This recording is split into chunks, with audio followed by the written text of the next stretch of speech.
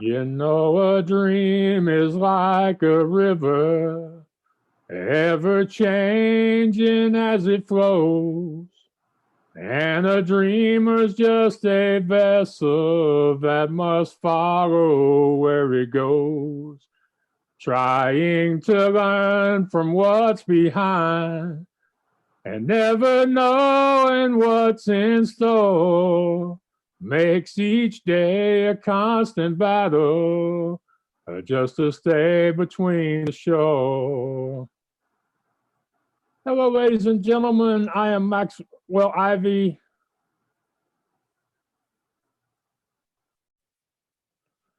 I am Maxwell Ivy, known around the world as the Blind Blogger, and this is another episode of What's Your Excuse? And I help you overcome the excuses that are holding you back by introducing you to amazing people. I give you interviews with those who have overcome adversity or thrived in spite of difficult life circumstances, those who have struck out on their own and started a unique business, people who are proven experts with world tested advice to help you accomplish your goals, and people who I just happen to find interesting and personally inspiring. You can always find me at theblindblogger.net. You can also go and catch the show on Alexa or Google by asking it to play What's Your Excuse? And so I'm very happy to be doing yet another episode of the show, and I hope that y'all are also encouraged and inspired by it.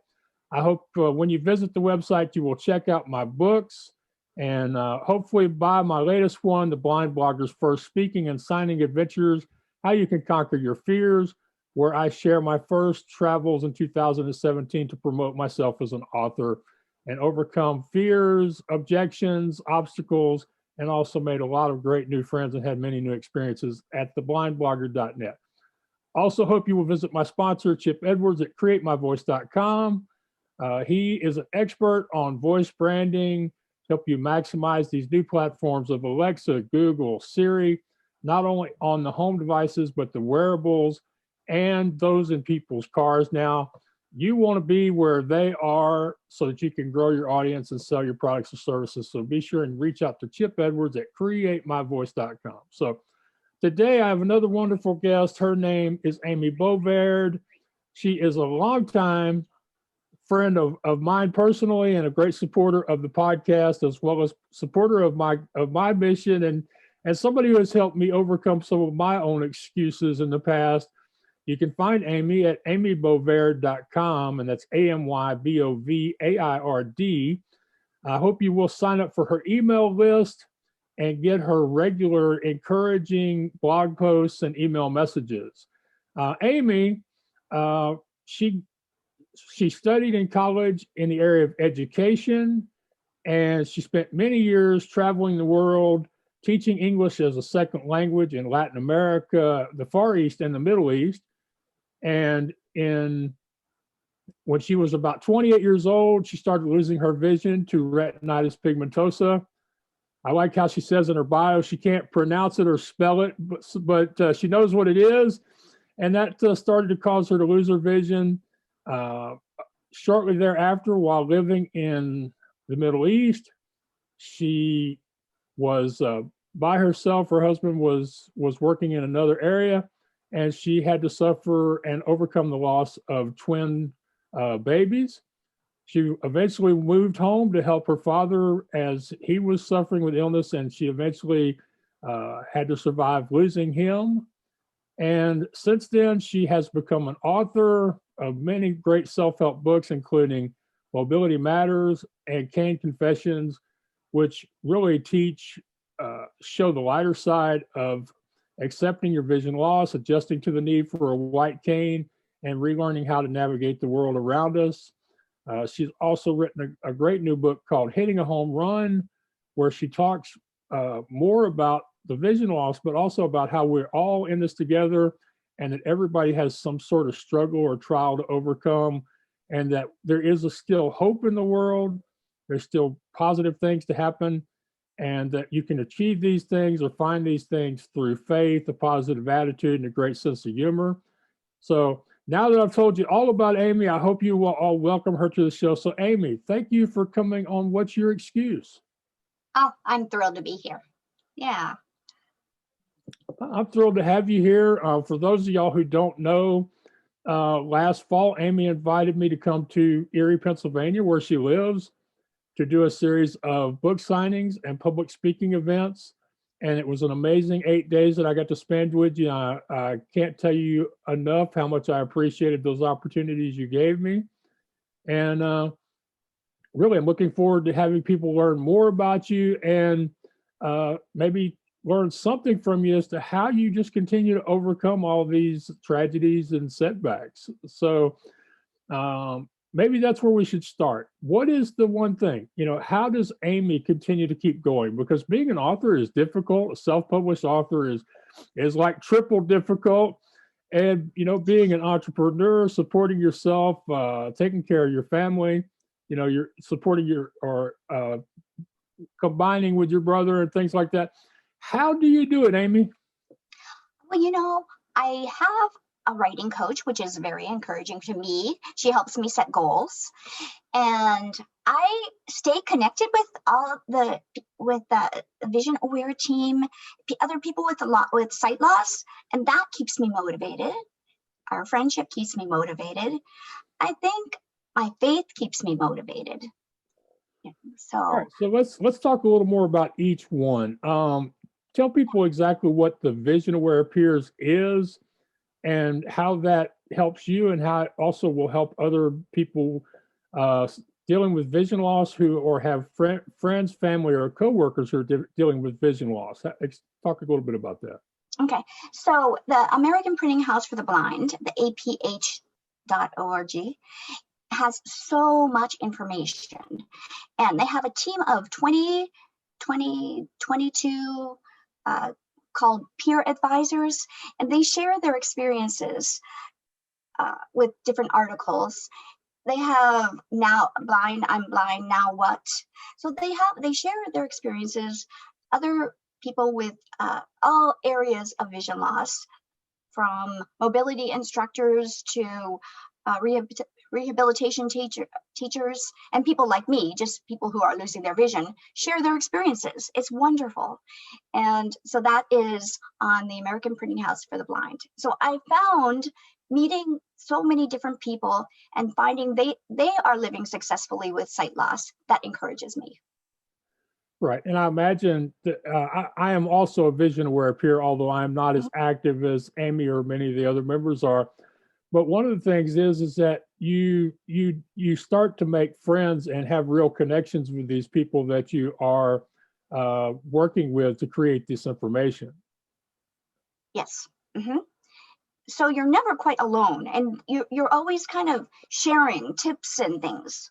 So yeah, I think that's really, really exciting. Right. And one of the other things that has happened in that community is the people that are members there, they share their good news or they ask questions of things they're struggling with. And there's even been some virtual book signing events or book launch events that have been done as a result of the people making friends among the vision aware peers. And so yeah, it's just another example of how when we build these communities of people, they can help us when we are going through difficult times. Yeah, it's a really good resource. Yes. Yeah. And then you said you had a writing coach. So I think a lot of people, they still balk at the idea of having a coach or a mentor. So how long have you been working with the writing coach, and what are some of the tangible differences that it's made in your writing career or the way you approach your writing? I've been working with her for about 8 years now, and she's very good at helping me find concrete solutions to problems of all kinds. Writing, not only writing, but life problems, life skills, just, and what can I do in this situation? What can I do in this situation? So she's very proactive, and we set a timetable, like, this is your priority, this is your priority. And so the 2 ebooks that I had last year are the result of her helping me schedule my time and making sure that I had quality work. So that kind of thing. All right. Very, And can you give us a specific example of a problem that she helped you solve? yeah, gosh, um, so Okay. Can many, you so many which ones financial, which ones are your like, favorites? Let's just go there yeah, then. I mean, like, okay, so it's very difficult um, to live on our earnings as authors, to have that as our main, right? So Yes. she's helping me find tutoring jobs. She's telling me, like you can put signs up in this area, on your Facebook page in your area, that you're an ESL teacher. And uh, so let's make 5 posters this month, that kind of thing. And like for additional income. Okay, so you can do an article on 31 uh, ways to combat 31 tips for sight loss. And so she gives me these kinds of ideas that generate more ideas. She makes me meet my goals. I'm accountable to her for, like, each week I need to send what I have accomplished to her, a list. So Oh, so okay. many ways. All right. And is she the first mentor you worked with, or did you have to work with several others before you settled on her? Well, she's the first main one. I have had a couple others, but not so. It hasn't always worked out for me. But because she's really dedicated to her job, and to her clients, it's a good combination. So yeah, it has. I've had a couple before her, but she's the one that has lasted all these Okay. years. Yeah. Do you have any tips for people who are finally willing to look for that mentor or coach? Yeah, look for one that fits your budget. That's the first thing, you know. I mean, because I love your honesty. I wish more people had the courage to be this honest, my friend. Uh, and and and also compatibility. Like, some people, like, I worked with somebody who was very knowledgeable, but we didn't really connect that well. And I was just always a bit stressed before I met with her. Like, I have to go and look at all these different uh, like I forget what it's called now. Like, in order to find magazines and stuff, and I was always super stressed. You have to find someone that you're comfortable with, and that sort of you can bounce ideas off of. That's really important. all right, and you do know that I am personally all about gratitude, and so is my show. So would you please mention, if you don't think that she would mind, or if you don't mind, I would be happy for you Oh, to mention the name of your coach and how people can find him or her. yes, of course. Our Rebecca Thesman at rjthesman.com. Yeah, she's All wonderful. right. All Yeah. right, and I will have you email me that URL so Hmm. I can make sure I add it to the show notes correctly. Because Yeah. if it is important that it's great if we get value out of a coach, but if that coach can't sustain themselves because they don't get other clients, then we lose a great coach. So Yes. I like to make sure we get their names out there in case somebody listening is like they need a writing coach. Hmm. So I appreciate you mentioning that. So it sounds like she has really helped you, not only with ideas but accountability, and Yes. that sounds to me like somebody who's very unique, because I've talked to people who are big on accountability, but they want me to come up with all the ideas, Hmm. and I've seen people that were great with ideas, but it was like, if you don't have the self accountability, then I can't. So it sounds like you found a real winner, and she's helped you with your writing. Now, Yes. Hmm. as an Yes. author, also as the host, I have a history of asking questions of guests just because Max wants to know the answer, and hopefully my audience will want to know as well. You're one of the few authors I know of, blind or sighted, whose books are available in Braille, audio, and I think even large types. So, could Hmm. you share a little bit with our audience about how you go about getting your content into these different arenas where people who prefer or need it that way can actually get it that way? Yes. Well, first of all, I think it's really important that it's in regular print, large print, because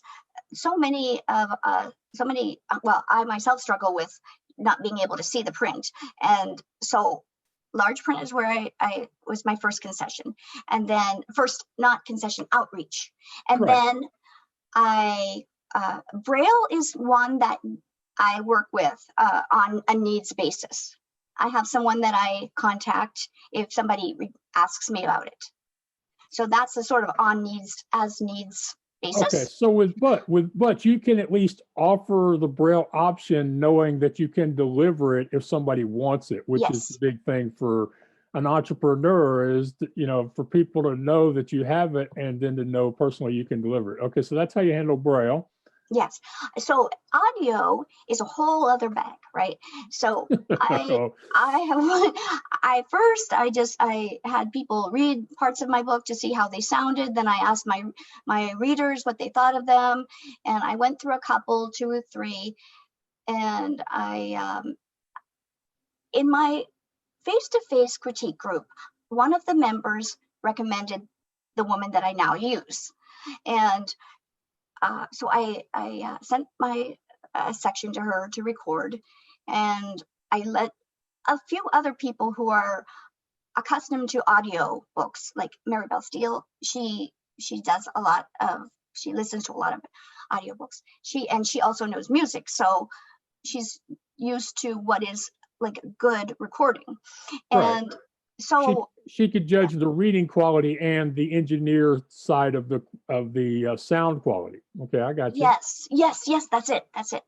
And so I work with this narrator. She did my first book, was very positive. The response to it, quite expensive. I didn't go the typical route. Okay.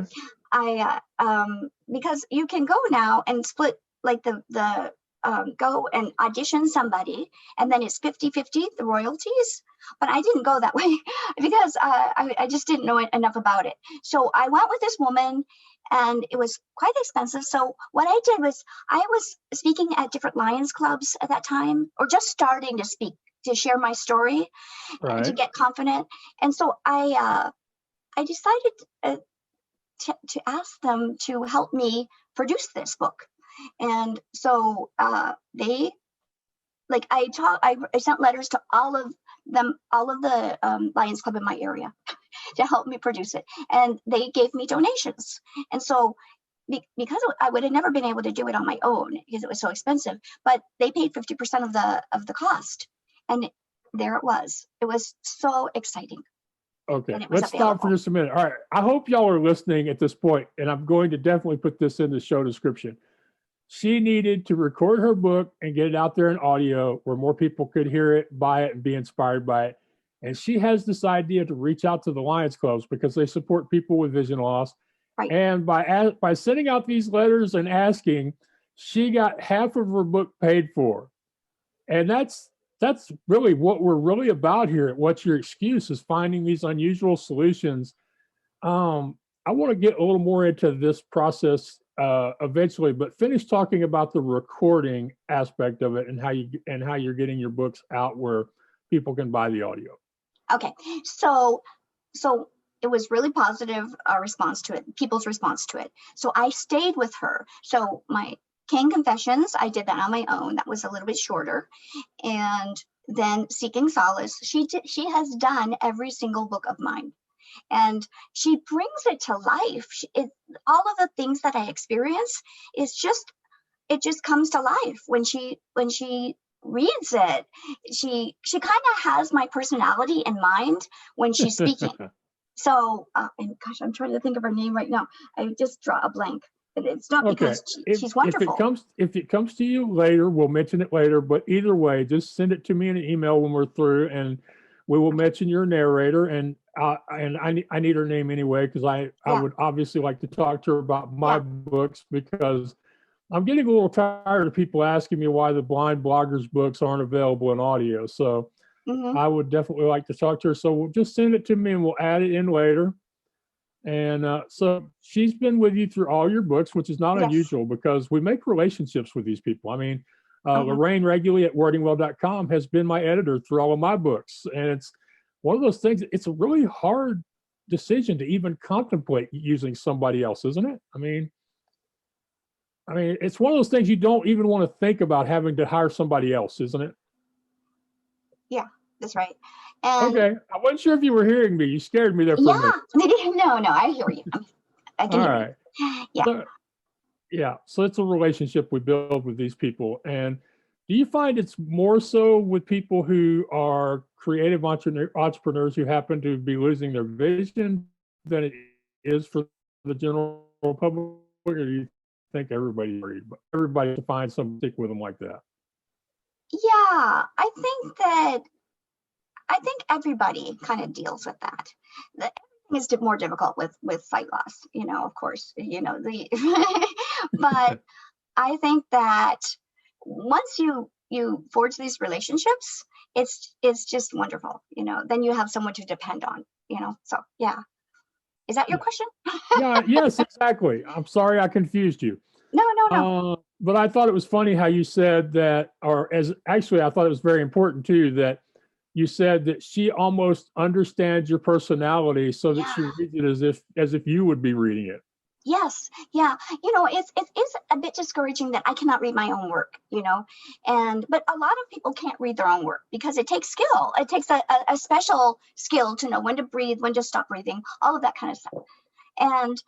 But a lot of authors record their own work. So it was really exciting when I felt that she connected with me and that she could communicate my personality in her voice. Like, because I'm very eager and quick speak. I speak quickly, as you can tell, and Yes. she does too. Yeah. And You have a good mix of Southern warmth and Yankee speed. yeah, Yankees. That's right. That's right. I mean, People you from have the a north warmth. speak faster. Yeah, you speak faster, but you still have a warmth to your voice and the things you say that a lot of times you don't get with people from New York or New Jersey. And I just wanted to point one thing out for the audience. Earlier, she mentioned shares. If you've written a book and the book has been published through Amazon or one of the other electronic publishing sites, you can go to Amazon or Audible or Find a Way is another one that's coming on the scene, and you can put your book up, and people will submit their names and offer to read the book. And if you like them, you can hire them, and instead of paying them up front, they get a percentage of the royalties. Or what's just happened new on Amazon is there are some readers, the better ones, where you still pay them, but you pay a small percentage of what they would normally charge for reading the book outright, and then y'all split what's left. So Yes. that's what we were talking about, just in case we have people listening here going, "What the heck is she?" So it's really just a way of getting your. These are just different ways that you could get your book recorded and make it available in Audible or directly from your website using Sales or Gumroad or some other platform for those download sales. Now, I don't know about you, but I have a hard time sometimes with the balance between the exposure you get from Amazon and the fact that they're taking 40% of our money now. Yeah. Yeah, that's right. Yeah. So a lot of people do direct sales from their website. I have that also. I have a bookshop and I sell my books directly where I autograph them, and it's so encouraging when I get those kind of sales. So that's another way to Right. get your book out there. All right. Mhm. Just for example, could you say for like your latest book, hit a home run? What are the Yes. various prices from electronic to electronic, regular print, large print, audio, and braille and Okay. autograph? Just so I can kind of get an idea in my mind of how the pricing varies based on the style of the content. Okay. So that is a short ebook, and uh, I think in Audible it's $3.95. So it's because Correct. it's like within a couple hours you can read that book, and I have it on my site also for $3.95. And as an ebook, I started out at 99 cents and I have gone up to $2.99 just because when you have 99 cents, your royalties are like 30 cents or something like that, you know? So, but one of my readers asked why the price went up. Well, that's why, you know, and, but a regular price book. So like my Mobility Matters, that's $14.95. And all right, is that the electronic version? yes, that's the paperback. Okay. For a regular That's one. the paperback. Okay. All right. That's a So paperback, regular print paperback is $14.95. Yes. And then large type is $20 or $19.95. Yeah. All right. And then if it's the Autograph? electronic one is electronic? Yeah, that's $3.99. And an ebook, the Kindle, and okay, so well, you know, the Audible is, I think it's like $19.95. We don't have any control over that. The cost of that. No, we don't have any control at all over the pricing on Audible. That's all up to them. So and so what about the Braille and the autograph print? What are those? The Braille depends on how long the book is. So I work that out with the one who is brailing it.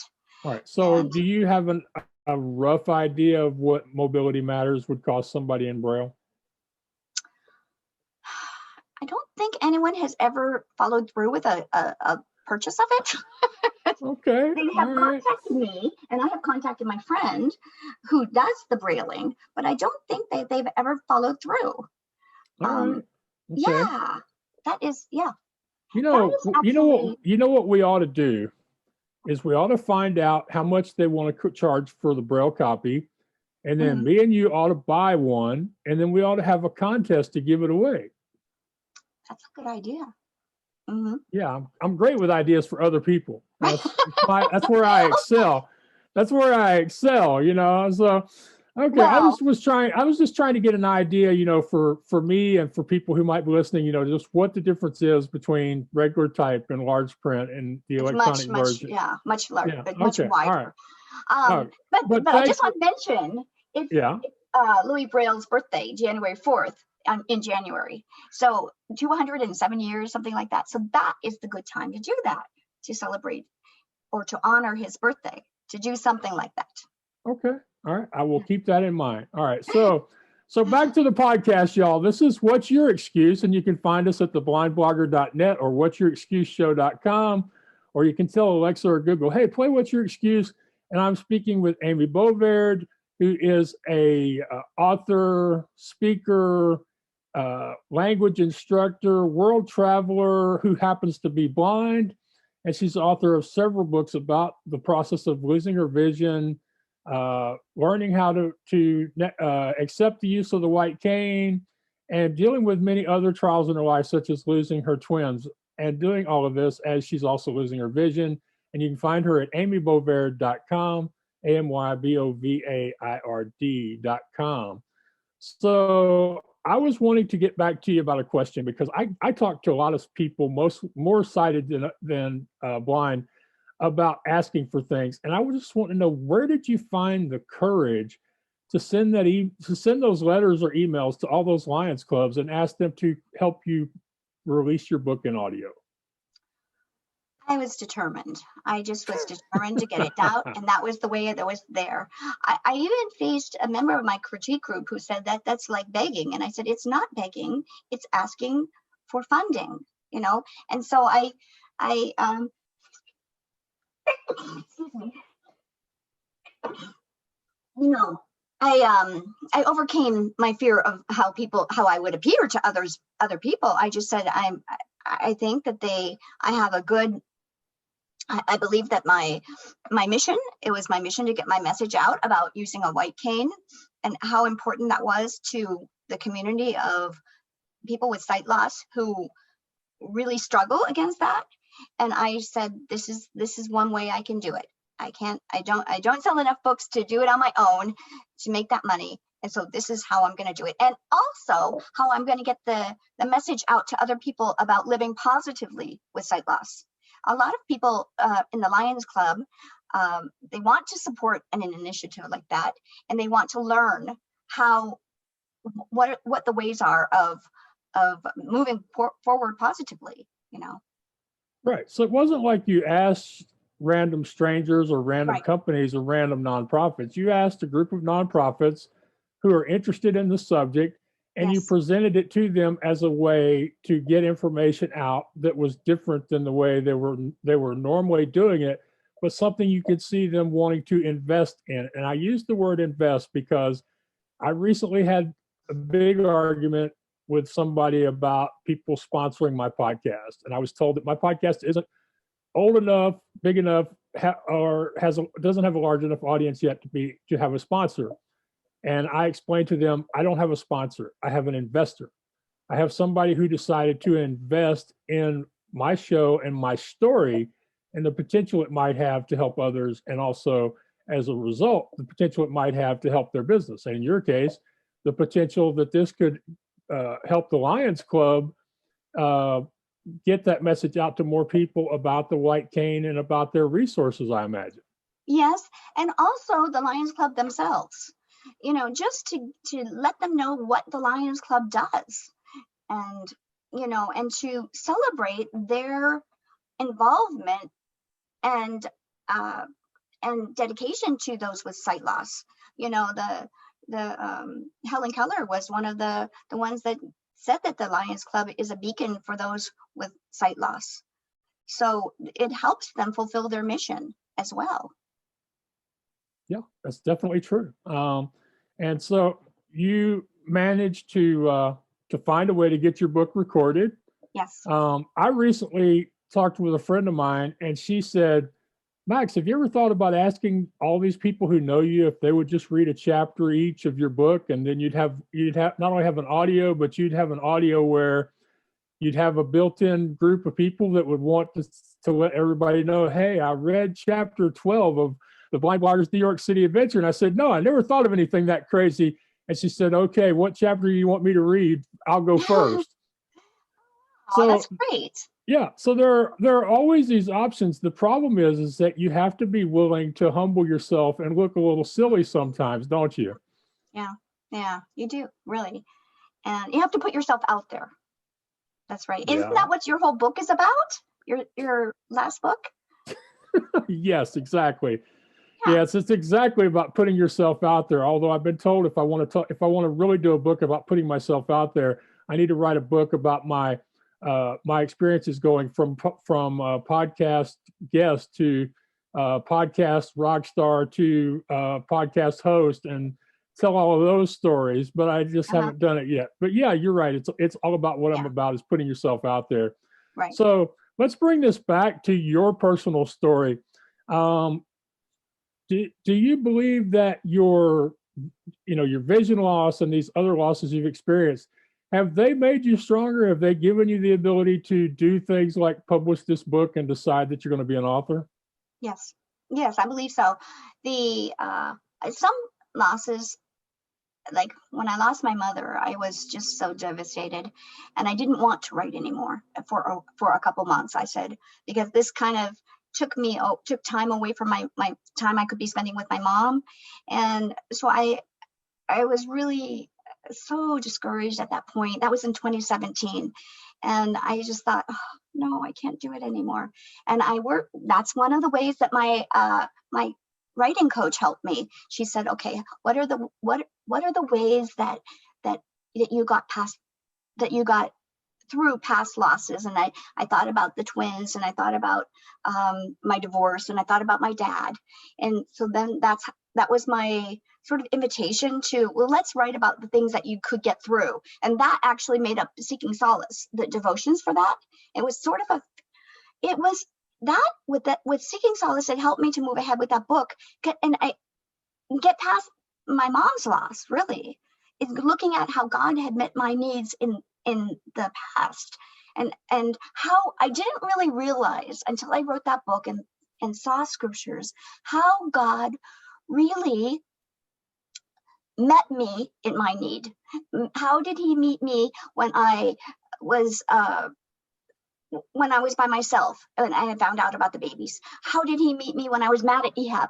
And and then I found out by myself that we lost the twins. And with all of these things, he met me every single step of the way, and I didn't realize that until I wrote this book. So that had actually made me stronger. And then when I finally published the book a year after my mom's passing, I realized that God had used this to, I don't know, to honor my mother's life, and because I had my launch on the day of her passing. So I mean, it was like it made that day happy. And I mean, it gave it like some strong emotion and feeling, and I felt like I could finally give back to my mom. And then, so yeah, I think every single loss has prepared me for bigger losses. My sight loss prepared me for the loss of my twins, which occurred actually 2 separate times. The first twin I found out about the 20th week, and the second one the 26th week. Well, I was actually 28th week because the baby lived for 8 days. And okay, all right, you're way over my head at this point, girl. yeah. So a couple of things here that are really important. One is you struggled with giving yourself permission to write because you felt like you had taken time away that you could have spent with your loved one that you were spending writing. And that's really a very hard thing for people with families to do, is to give themselves permission. But you finally realized that the writing and the love for your mother didn't that one wasn't taking away from the other, but so you were able to publish the book. And then the second thing is you used your previous losses to help you deal with the more current losses. So why don't, if it's okay with you, I don't want to make you talk about anything you don't want to, but if you could talk about when you first started losing your vision, where you were and how it happened, and the things you were thinking and feeling at that time, and then of course, what were the thoughts that helped you get through that first real loss? Okay. Well, it happened in stages actually, because when I learned that I had this condition I can't even pronounce very well, retinitis pigmentosa, when I had RP, that was in 1989.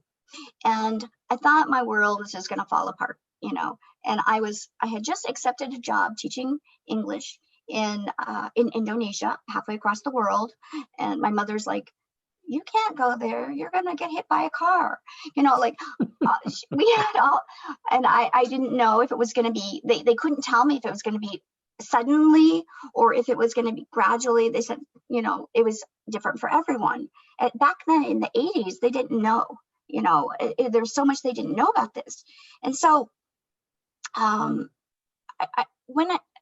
did actually choose to continue with my job at my contract to teach overseas, and it didn't happen overnight that I lost my vision. And so I just kept teaching. I kept on with my career, and it happened gradually so I could adapt. And that's what King Confessions is all about. How did I adapt? How did I continue with my goals of teaching overseas, and what did I do so that I could still do the things I wanted to do, like climb mountains. And I did climb Mount Fuji. I climbed a mountain in Scotland, and it was called Goatfell. So you can imagine, if goats fall, what am I going to do with sight loss? And so I didn't really experience like this terror until I came home. And in 2006 to 2008, I lost so much vision. And I think stress is part of it, and losing my father was part of it, because it's just you're going through so many different emotions. So, and I wasn't teaching at that time. I was trying to be a writer. So I wasn't in the classroom, and I didn't notice right away all of the things that I would have had to deal with in the classroom. And when I found out I can't support myself as a writer. So after 2 years of trying, and so I said, I got to go back to the classroom. So God provided a job for me to teach in a Christian school in my own neighborhood, like within 5-minute walk, which is an amazing thing, teaching Spanish. And then I had to I noticed I was tripping over things, and, and I told my principal, and she said, it's okay, we'll deal with it. And that's when the whole thing came to a head with the Bureau of Blindness and Visual Services. And that whole year was this year of transition. And I was so frightened. I thought I would and I was losing my hearing at the same time. So, I mean, I couldn't hear my students. I couldn't correct their language as I wanted to. And there's so many challenges. I just thought was like the year for hell. It was really, really scary. And what helped me? My mobility instructor. He gave me back new hope. That orientation and mobility, the thing that I was most afraid of was the thing that made me the most resilient. He was completely blind, and he was so practical, just like you said, just put it right out there. He said, why don't you just tell people you're blind? I'm not blind, I'm just clumsy. So I was hiding behind these words, and I was not accepting it myself. And he's like, no. And he was this role model, because when I was in my neighborhood, he got me to go in my neighborhood with a white cane, and he would greet people. I'm like, how does he know they're there? And he was not, he was just so positive, and he was like, you can do this, Amy. And I started thinking, like, when I was doing that orientation and mobility, and I was feeling really silly because I had those black sleep shades on, so he wanted to train me in conditions where I was, my worst case scenario, where I couldn't see anything, right? Right, exactly. Yeah, it was like, I remember my first time when I went out, he'd say, okay, we're home now. I'm like, how does he know that? And I took off my sleep shades, and I was home. How did he know that? And I told him, you know what? You're in my place and I'm in your place. And he said, no, Amy, there's only one place. Oh my gosh. Oh, I love that. We see it from different perspectives, but there is only one world, one place, one thought, one life. We trick ourselves into seeing it from different places is almost what he was saying. Yes, I love it. Yeah. It was just so amazing to look at it. And it was just like, it was a tiny little dent in my thinking, like that we can, the way we perceive blindness is from, we can perceive it from very different vantage points. But when we choose to see it only as a word and not as an obstacle, that's when we move forward, and we see, like, we can see, like, he gave me permission to see what I could see with my eyes, and what I couldn't see with my eyes, I see with my cane. And that helped me little by little to get past my fear of using a cane, and I think my faith did too. But that year was really, really, really, really hard for me. And I was at these 2 new jobs. Sometimes I couldn't even hear if my students were answering me or not. And I was teaching an Asian studies course. I had to really step up my confidence level, because I was like, at that time I was like, can I really teach? I don't know. I'm a terrible teacher. And I just had all these fears that I was, and some of the fears played out. Like, it wasn't just in my mind. It was like, I had to overcome that and become the confident person I was beforehand. Yeah, you hear that? She had to become the confident person she was, or in some people's cases, they have to become the confident person that the world sees. That's right.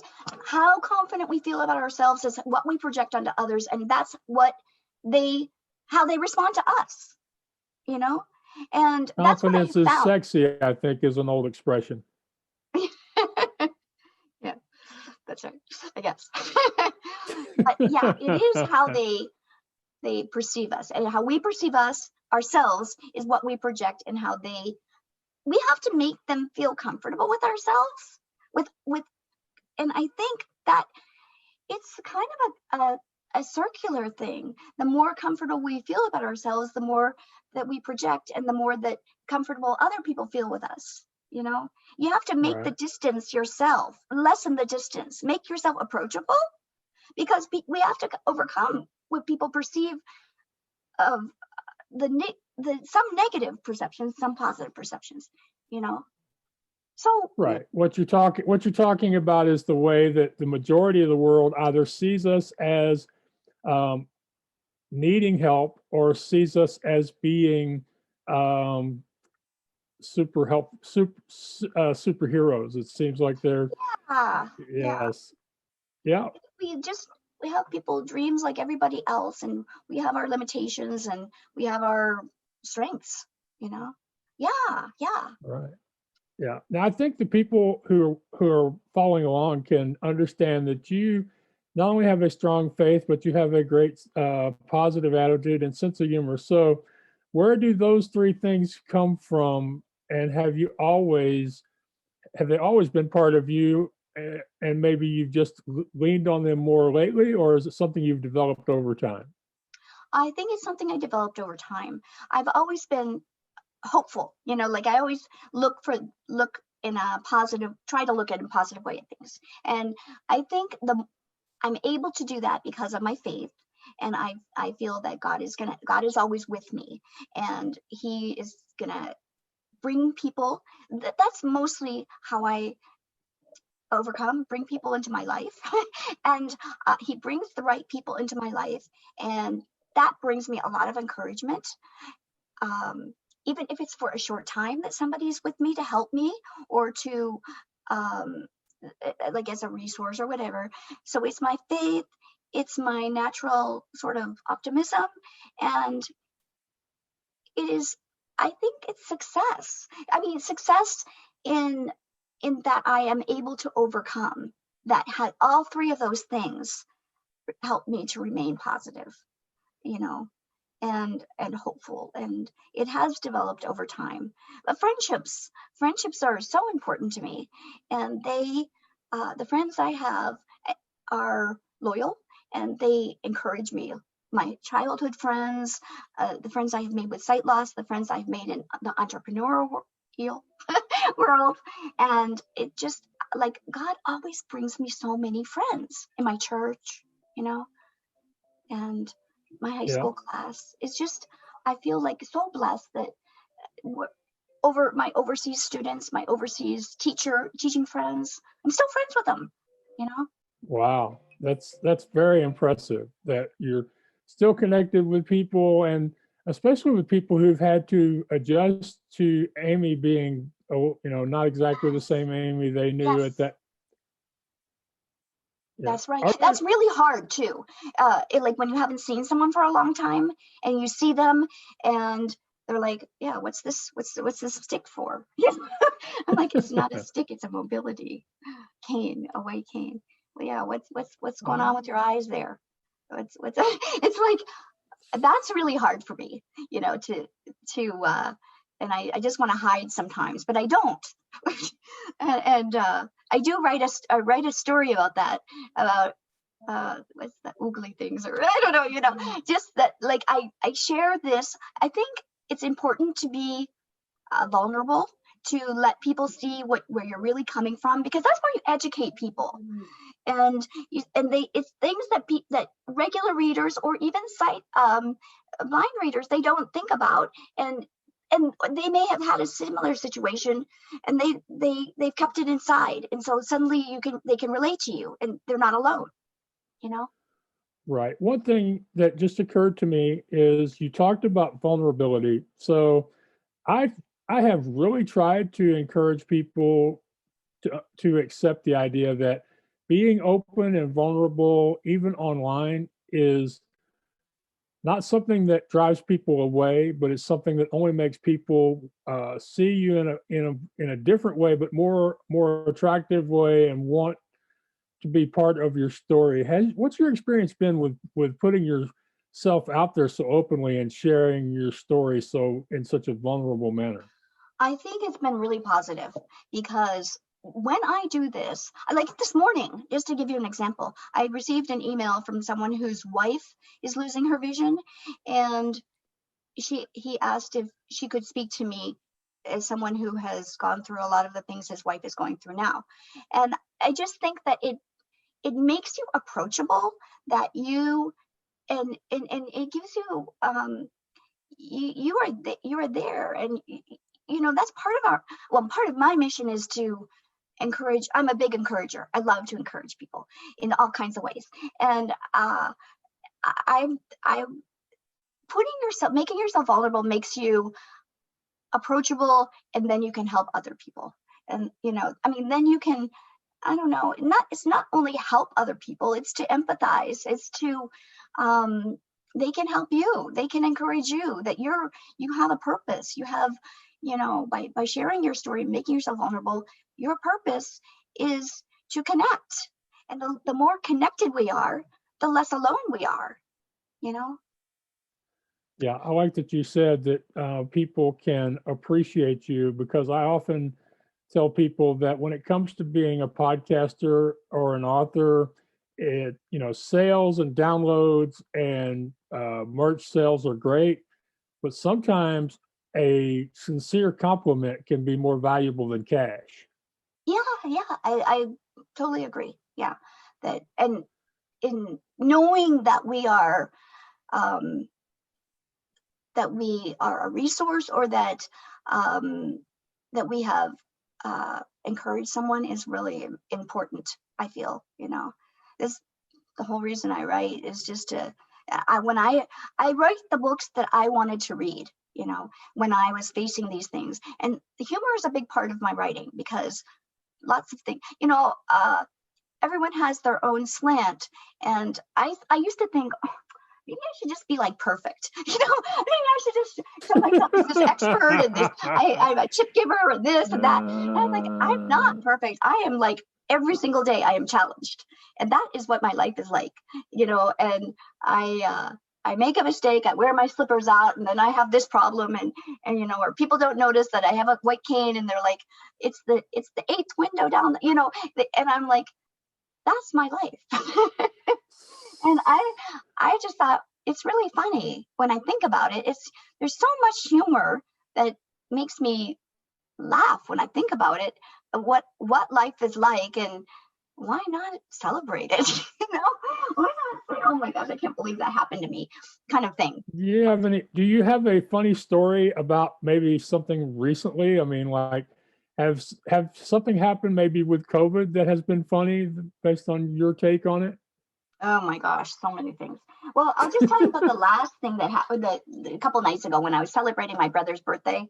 Well, I had my white cane out, and so my sight loss is always, there's always something that's going on, right? And something new that I'm facing. And so as it's progressive, so we were out at the restaurant, and it was a steak restaurant, and it was wonderful, right? So I get there, and the smells are so heavenly, and we it's a dark, of course, and the attendant takes my brother and, well, supposedly me, to the seat, but I don't know where they went. I just can't see where they went. So I'm like, I guess they're gonna come back for me. I got my white cane here, and the another waiter was just happened to see me, and happened to see where they went, and I didn't go. So he said, "Here, take my arm." I'm like, "Oh, that's so wonderful." And I didn't feel embarrassed about it, and he just took it so naturally. I walked, and he deposited me there, and I was there was no big deal, right? But then when we were eating, like, I couldn't see the things on the table, like when he would deliver something. So I'd be like waiting, and my brother said, "What are you waiting for?" "Oh, the steak sauce. It's right there by your plate." So that was the new thing for me. And so then we went into this whole thing about, I'd like another roll. They had these rolls that were just so good. And I said, "I'd like another roll." Well, another roll to this waiter meant like another basket of rolls, right? So I'm like, "Can we have another roll?" And then I didn't see when he brought the roll, and And I thought, we had been planning to see my brother's girlfriend afterwards, who was in a nursing home. She had some surgery. And so anyway, I let it go, these wonderful roles. And then when I went to pay, I was treating my brother, so I went to pay for the bill. And I said, could we have another roll? He says, yeah, bring you another roll. And so Mike says, as soon as the waiter left, he says, he brought us some rolls. I'm like, oh, where? On the other side of me, he must have given them to Mike. There were 5 rolls. He brought a whole basket. And then the waiter was going to bring another basket because I had asked for more. And so when he came, I paid the bill, and then there were like 10 rolls. And then the one that we didn't eat that I thought, I wanted one more. So there were 11 rolls. I didn't see him bring the other ones. Yeah. And this is the way things go with retinitis pigmentosa. And I made fun of you earlier because I lovingly, because I also have RP. Mine is much more progressed than yours is, but tunnel vision is one of the things that happens, and you can go from having a small field of vision down to no peripheral vision, which is what it sounds like happened to you. Yes. Yeah. All right.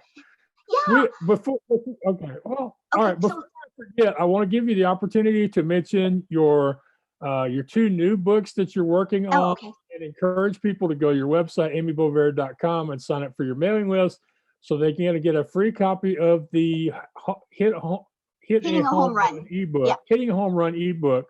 Yes. Just by signing up to her email list, y'all. So tell us about your 2 new books that you're working on and what they're going to be about. Okay. The one I'm working on now, Second Sight, More Life Lessons in Mobility.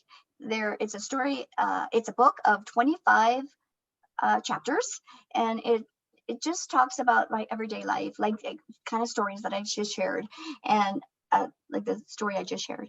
And it mostly humorous, but it has a life lesson at the end, something that I see in my sites, like dating and things that I have learned, and I can share with others that maybe encourage other people with sight loss. And so there's a lot of humor, there's a lot of experience in these books, and it deals with mobility. So it's the 3rd one in my mobility series.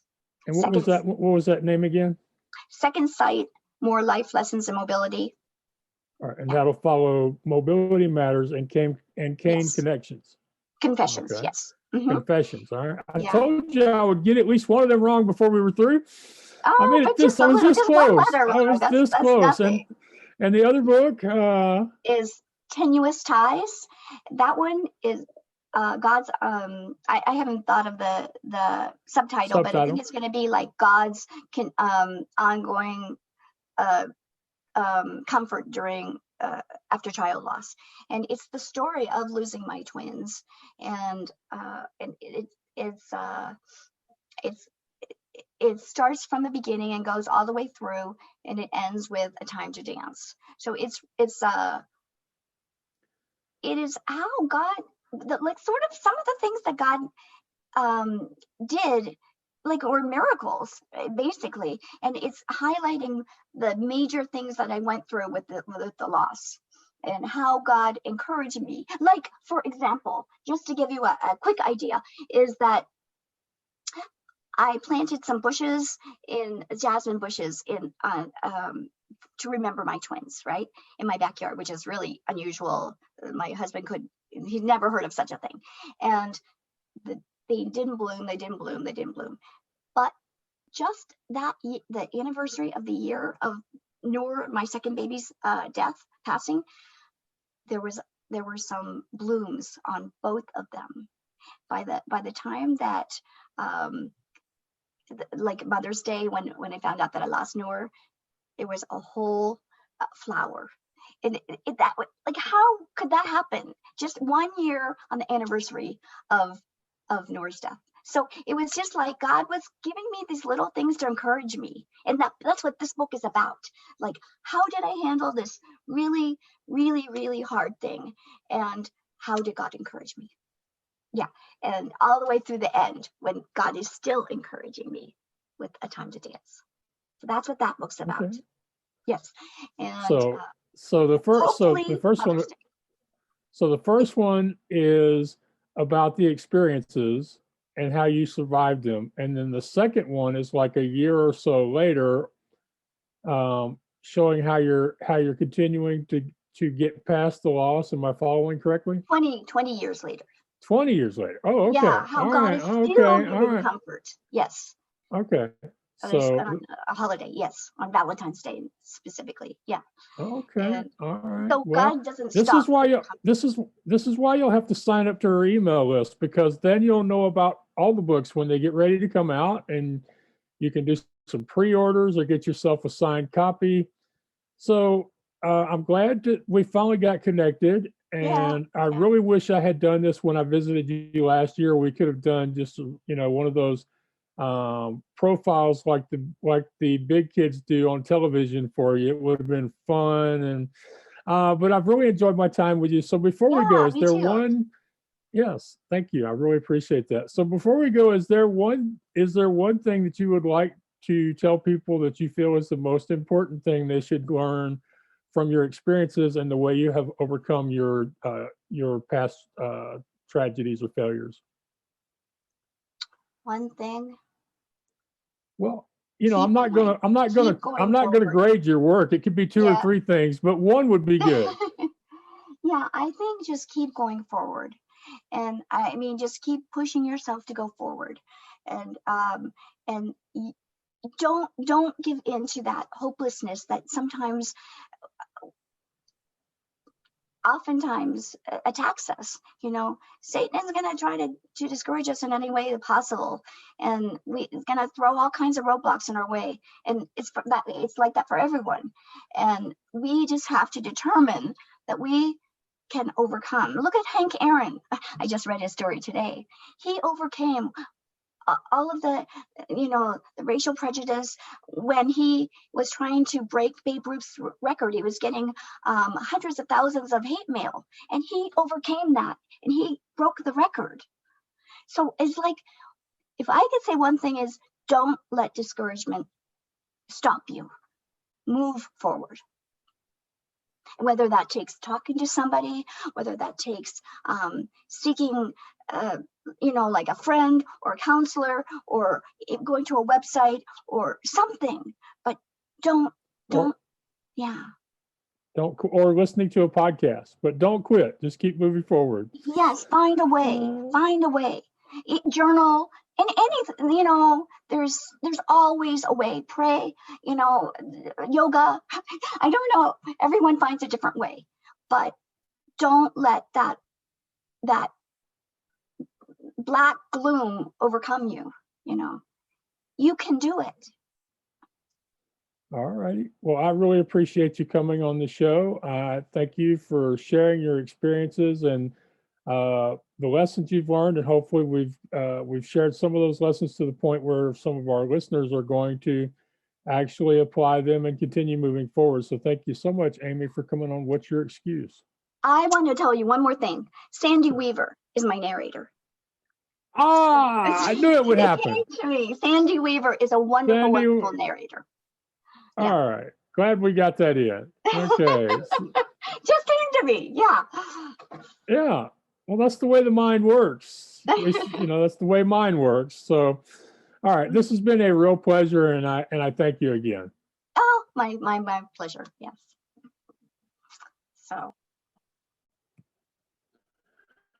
Okay, friends, we had another great conversation with Amy Bovaird, longtime friend of mine, and really inspiring person who's overcome a lot of tragedy and adversity in her life, and yet she is still so positive. And I think so many things we could take from her conversation, her sharing on the show, and that is the importance of her faith, of developing a sense of humor, finding a positive attitude.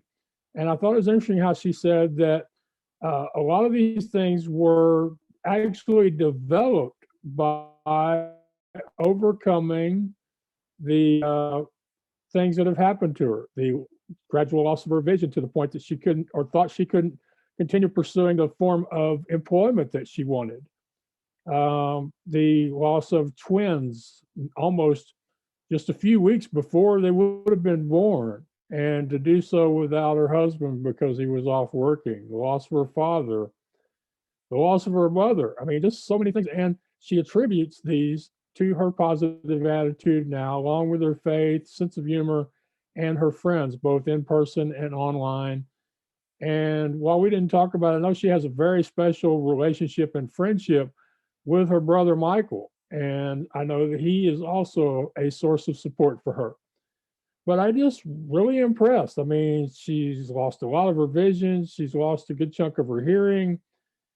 Uh, and yet she is just so positive, so vibrant, and really thinks anything is possible. And when she decides to do something, I don't want to be the person who has to tell her she can't. So I've been blessed to be part of an event she put on last year called Disability Insight, which is the only event I've been to in my lifetime where multiple types of disabilities were all represented on the same stage or microphone. I mean, blindness, autism, bullying, mental illness, deaf blindness. It was just a full day of entertainment, education, inspiration. It was all by her will because she muscled that event into shape just like you would muscle a horse or a truck with bad steering. So really impressed with her tenacity, her positive attitude, her wonderful spirit. And I do hope you will visit her website and buy one of her books or download it and listen to her wonderful narrator read them to you and make her life come alive so it can inspire and entertain you as well. Um, just can't wait to see what she does next. And I'm hopeful that I will get to spend some time with her again in person, COVID permitting, later this year. So many things we learned from Amy. I can't wait to hear what you think you learned from Amy. You know, what was the most important part for you? I really love to hear that.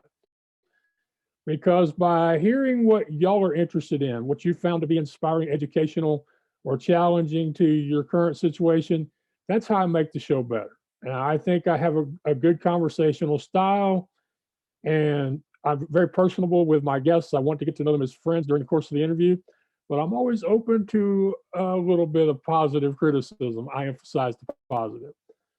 All right, until next time, don't forget to visit my sponsor, Chip Edwards at createmyvoice.com. And he can create an entire voice branding strategy for you that will include getting your blog or podcast out on Alexa, Google, Siri, etc. And really, if you don't claim your what they call invocation name, which is the name people use when they ask for you, like when people say, play What's Your Excuse, or, open the blind blogger. If you don't claim that, somebody else can. And once they do, you can't get it back. And so somebody else can control the content that people get, the things that they read from you about your own name, featuring name, and Chip can explain all of that to you much better than I can. Hope you will check out my latest book, The Blind Blogger's First Speaking and Signing Adventures, How You Can Conquer Your Fears, about my trip to New York, Florida, South Carolina, Pennsylvania, and giving my first public speaking talks, doing my first book signings. So many great experiences, and every chapter ends with the key takeaways from that chapter. And I've heard from people who have told me, Max, it would be great if you just printed all the key takeaways in one document so we could carry that around with us. But it's a very good book, lots of great stories in it. And I think you'll learn something about how to overcome your fears and accomplish your goal at the same time. Hope you will check it out. If you need help or want help becoming a good podcast guest or getting booked on podcasts, radio shows, and other online platforms, be sure to reach out to me at theblindblogger.net/online-publicity, or you can take my course at theblindblogger.net/8weeks, the number 8. And by all means, please do reach out to me through the contact form. I always love making a new friend and a connection, and because you never know where those things will lead you in life. So until next time, thank you and take care out there now. This is Maxwell Ivy, the blind blogger, and this has been What's Your Excuse? Too many times we stand aside and let the water slip away till what we've put off to tomorrow has finally come today. So don't stand upon the shoreline and say you're satisfied. Choose to chance the rapids and dare to dance the tide.